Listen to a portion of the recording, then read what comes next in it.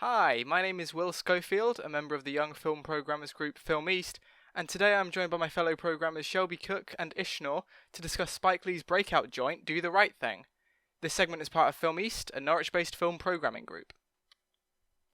Spike Lee's Do the Right Thing caused a massive stir across America when it was released in 1989, with some reviewers calling it reckless and suggesting it would incite mass panic and rioting in theatres across the nation, likening it to dynamite. They were a bit off the mark.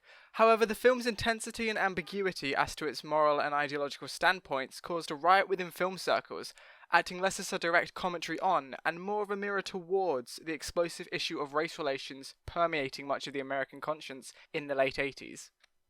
The film, recounting a random day on a street in Brooklyn during an unimaginable heatwave, follows an ensemble of characters. It's led by pizza delivery man Mookie, played by Lee himself, and focuses on the characters going about as they sweatily grumble across the borough. As the film continues, various arguments and disagreements begin to heat up, all moving rapidly towards a boiling point, tethered by the various racial tensions and grudges held between the differing ethnicities residing on the street. The film distinctly plays its hand close to its chest, with each character's prejudices and opinions often shifting scene to scene until the explosion of the film's climax. Despite its controversy at release, within 10 years the film was recognised as culturally, historically, or aesthetically significant and was selected for preservation by the Library of Congress. Before beginning, we'd like to make clear that this episode discusses several controversial topics, particularly in regards to racial injustice faced by African Americans. All members of Film East talking in this episode are non-black, and as such we'd like to reiterate that our opinions and understanding may be lacking, and we fully yield to the experiences of those actually facing racial injustice around the world. So, what do people think of it? Have you guys seen it before? This was my first time seeing this movie. Mostly because I have been avoiding it just because I know how...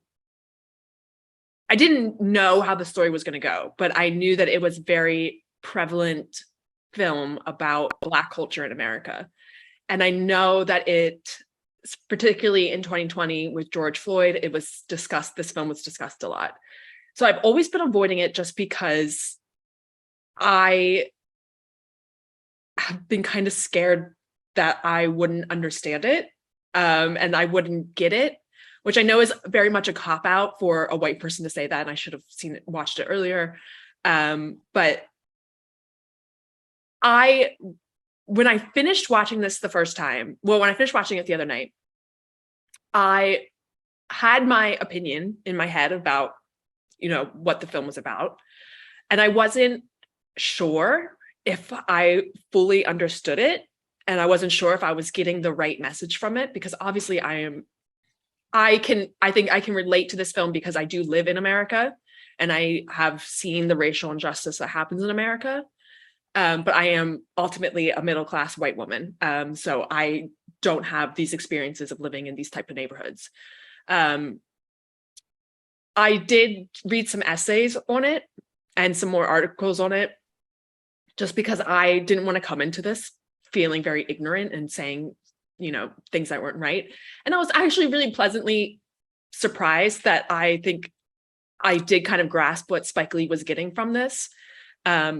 More so than when this film first came out, I think the audiences, but also we live in a post Black Lives Matter world. So, we live in that world where that discussion of Black Lives Matter is so prominent in our culture compared to when this came out in the 90s. Absolutely, yeah. Because audience reactions on its release the audience reactions were fine. It was the critics who were very unsure about it. And we'll probably go back to that in a bit, but Ishnor, what do you think? So this was my first time watching this movie, and I've been also sort of avoiding it because I knew that it was going to be an intense movie, so I just didn't want to go and watch it. But so after I watched the movie, I kept on thinking about it for many, many days. What has happened? Why it happened? I mean, should it have happened? All those questions. And I mean, there is this Iranian filmmaker Abbas Kiarostami. He's no more, and he said something very profound that while you're watching a movie, sometimes you don't feel things while you're watching it, but then those movies leave an impact on you, and after you've stopped watching it, you keep thinking about it. So for me, this movie comes in that category. So I cannot answer that if it's a good movie or a bad movie. It's an important movie. It should be watched by everybody. Yeah. And it's an important movie in the lesson that, it should not happen. Things like this should not exist. Things like this should not happen. So, yeah, I mean, I wouldn't even say that I love the movie. I mean, it's beyond those words for me. Yeah. Wow, you guys are so much more eloquent than me. I don't know. No, because I'd seen this film a few years ago, and I really enjoyed it. And then I rewatched it for this, and again, very much enjoyed it, but kind of I think looked at it through a different lens. Once you kind of know the events going in, you kind of see it because a lot of stuff happens, and the film is very much a kind of not exactly a slow burn, more of just a burn of tensions, kind of slowly crescendoing towards the end.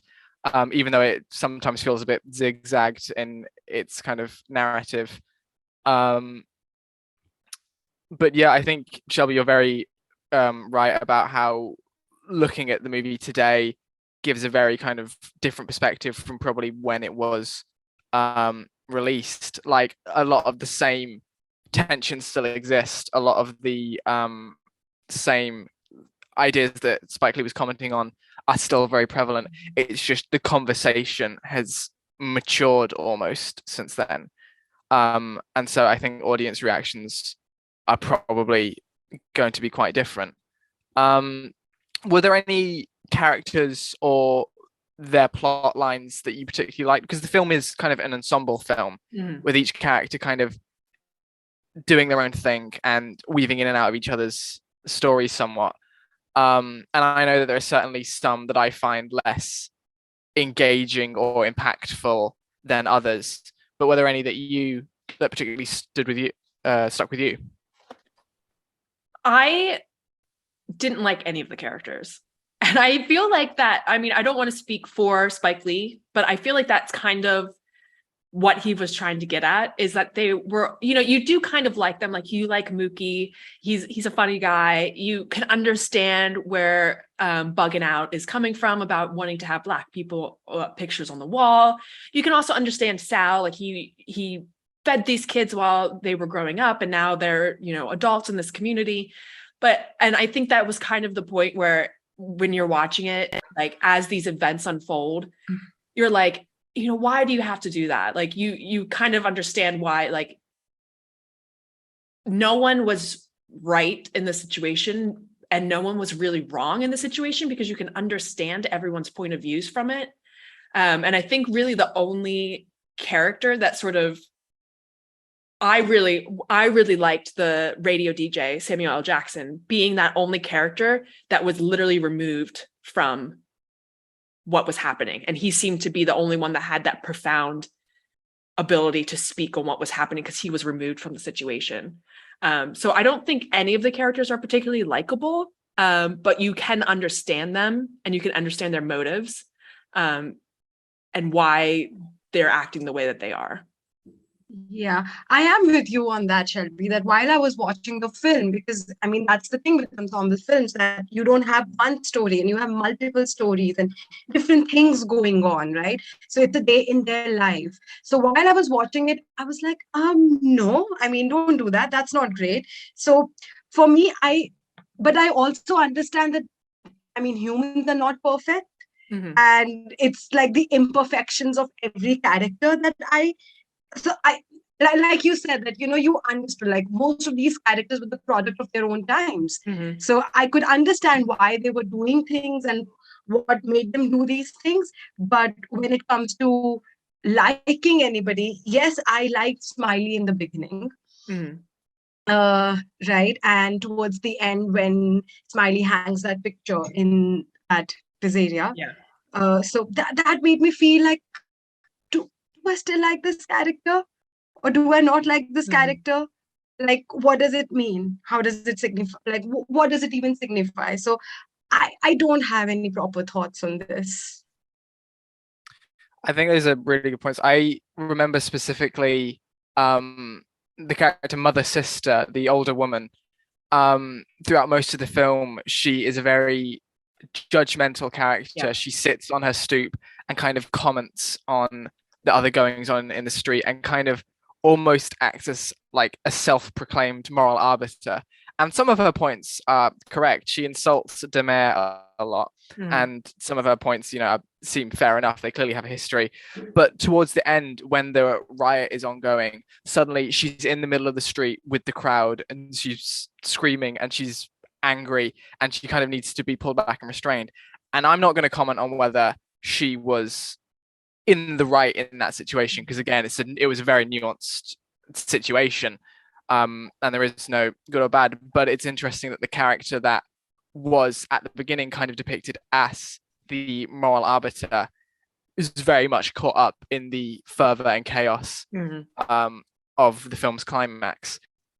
And on the flip side, someone like Demare, who in his early scenes is kind of a drunkard, he kind of stumbles around, talks big, but has clearly done nothing. And the other characters are quick to point that out, is a lot more level-headed in the chaos. And so I guess it is almost about the kind of unpredictability of these situations, how there is no right thing, I think, is the kind of overall message, is do the right thing. What is the right thing? And even with Demare, you know that he's a drunkard, you know that he's just going around, he has a lot of these very philosophical quotes and he says a lot of these things that are very profound, but everyone just kind of blows him off because he's the neighborhood drunk. But the fact that he saves this kid from being run over by a car, and everyone just says, oh, you just pushed my kid down, and they don't appreciate the fact that he risked his life to save this kid. I think shows sort of how a lot of the issues within the community is based on judgment of other people, regardless of race or class. They're all just judging each other. One of the major kind of themes or imagery, or I don't know what to call it, concept in this film is that it is taking place during a heat wave, one of the hottest days of the year. The hottest day of summer is the part of the film's slogan. And throughout, the heat wave and the visuals associated with that are kind of used to communicate the growing sense of tension, both within the community and the film itself. I was wondering if any of you guys picked up on that at all, or if there was any specific moments that stood out to you, since we are also undergoing some very hot temperature. Yeah, I mean, it's very obvious that with the temperatures rising, you become irritable, you become irritated, and you can really see that in the characters, that they're all just irritated. They're all like when Tina's yelling at Mookie and she's just yelling for no reason, just because she's hot and she's irritated. And you can completely understand that. The couple of weeks ago when it was like 40 degrees, like it was hot and everyone was irritated. And that's just, but I think what Spike Lee's getting at is, you can be irritated, you can be affected by how warm it is and be annoyed. But I think it just, because it spirals so far out of control, and it's just this sort of, you let your emotions overtake your ability to be a decent human being and to be a normal person. And just in that situation, everyone was already annoyed by how hot it was that day. And I think that just leads to more problems. And then I believe at the end, Samuel L. Jackson says that the next day is even hotter than the day before. And so I think that sort of symbolizes that the racial tensions are going to keep rising. The temperature is going to keep getting hotter, and people are going, the undiscussed conversation of racial injustice in America is going to rise just like the heat. And eventually you're going to have another blowout. And of course, I think Spike Lee was very much ahead of his time when he made this movie. And he very much saw things that a lot of people, particularly white people, probably didn't see. And I think he communicates those things in a very elegant way and says them in a way that, with the temperature rising, so does this miscommunication that's happening. I think it's very profound. Yeah, I feel that when I think about summer, or when I think about a very, very hot day, I feel that I don't have any ability to do any work or anything, right? So this is the scene in which these three people are sitting outside that red wall, and just the idleness of their conversation and the way they're talking. To me, that signified heat.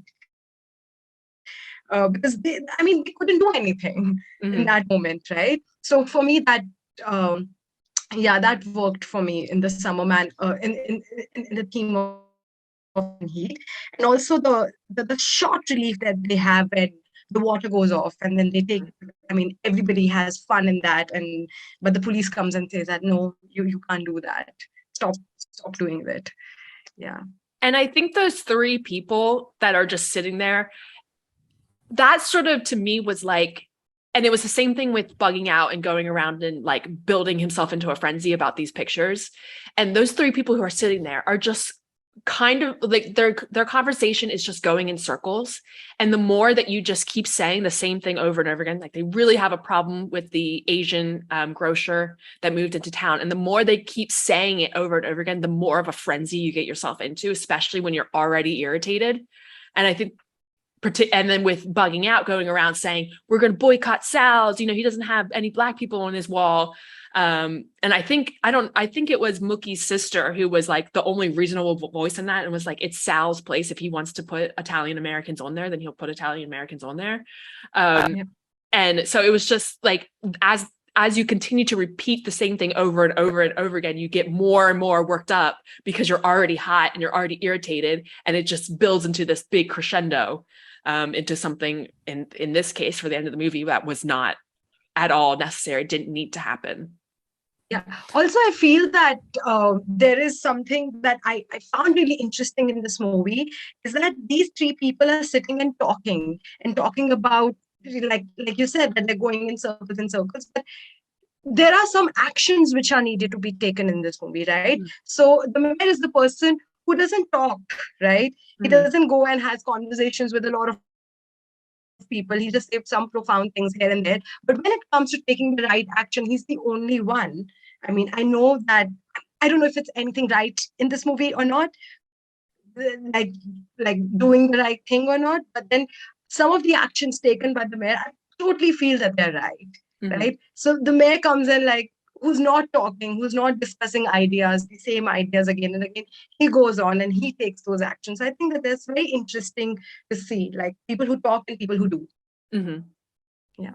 And that's really interesting. Yeah, Mookie touches on that too when he tells everyone, go get a job, do something with yourself. Yeah. I was really interested by the what you said, Ishnaw, about the police coming and turning off the water, and their very brief moment of kind of respite and fun is just suddenly taken from them by the police very noticeably, because I hadn't thought about that at all, but that's really interesting.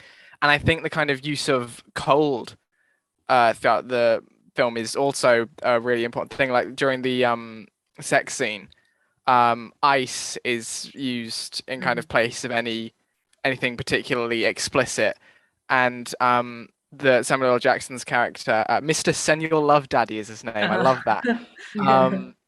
He repeatedly, there's the scene in the middle where it's just characters just listing slurs at one another, and that ends with him yelling at the camera saying, you all need to chill out. And at the end of the movie, the last thing he does is tell the characters and the audience to, even though it's going to be hotter tomorrow, remember to chill.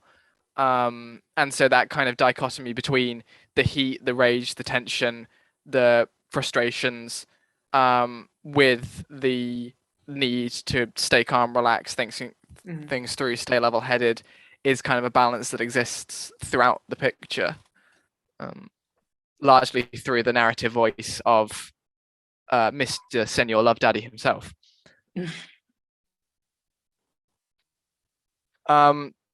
probably finishing up, I wanted to ask, and I wouldn't blame you if we wanted to skip this one, but the film's title is a question. Mhm. Do you want to discuss whether Mookie did the right thing? I think we should, but you can go ahead and say what you're going to say about Spike Lee.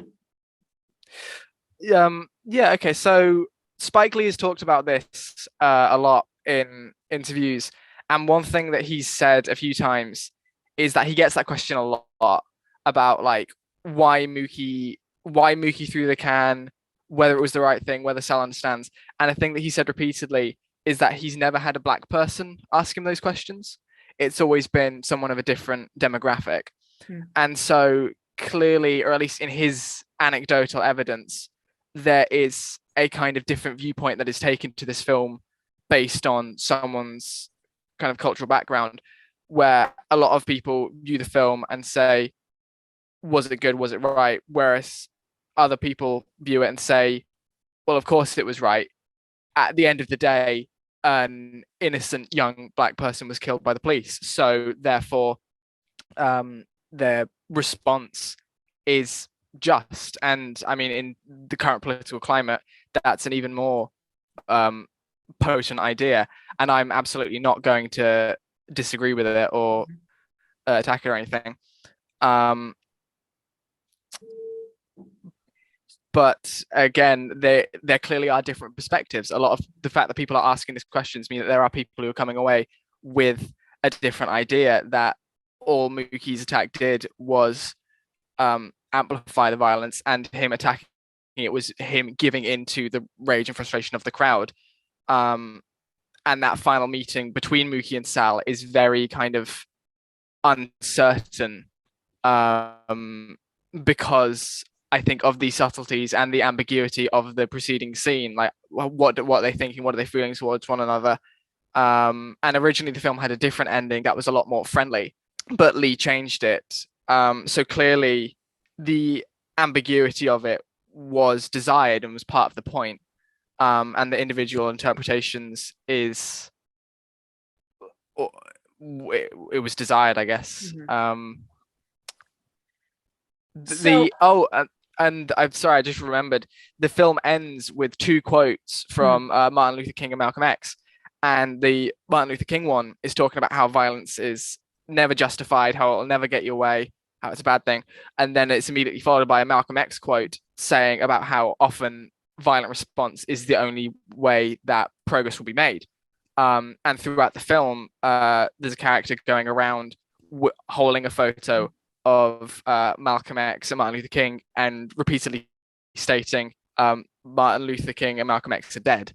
And so I guess, again, that's another point as to the purposeful ambiguity, is that both of these men had completely contrasting views on, and they would have had contrasting views about what happened in the movie. But regardless, they were both killed. It didn't matter which way you looked at it. And I guess that's kind of the overarching point, is that it almost doesn't matter which way you look, because Martin Luther King and Malcolm X is still dead, Radio Raheem is still dead and killed by the police, and George Floyd is still dead. I see this a lot in my parents. Whenever there's a race riot, and it does happen a lot, and I think, in my opinion, I find it completely justified because I would riot too. But whenever there's a race riot, the conversation is always, but they're ruining people's shops. They're breaking windows. They're, stealing stuff from the electronics store. My mom has said this many times, and I hope she doesn't listen to this, but she has said this many times, where she will say they're only rioting so they can steal things. And it very much, I think, speaks to those critics that said this movie's just going to start riots. This movie is dangerous because it's going to get people in a frenzy. I think that is, and I think that shows a lot between our generations, where if a race riot happens, I don't see it as someone like, you have insurance. And Sal says that, he says, I have insurance on this place. I'm going to get an insurance bailout from this. So at the end of the day, Sal isn't the one losing. Yes, he lost the physical building that he built with his hands, and he has that whole monologue about, I built this place from the ground up and now it's destroyed. But he's going to get compensation for that. He's going to get paid, probably $250,000 for that.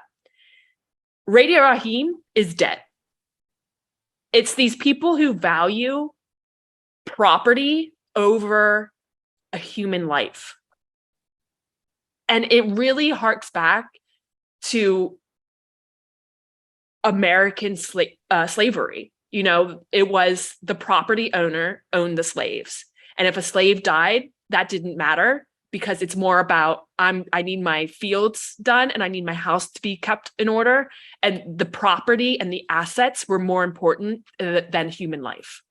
And I think that's something that we have subconsciously brought into the 21st century, where we still, in a way, think like that, where someone's property is valued more. We feel bad. Oh, that person, window was shattered. Their place was burnt down. I think there was like a McDonald's or something that was burnt down in 2020.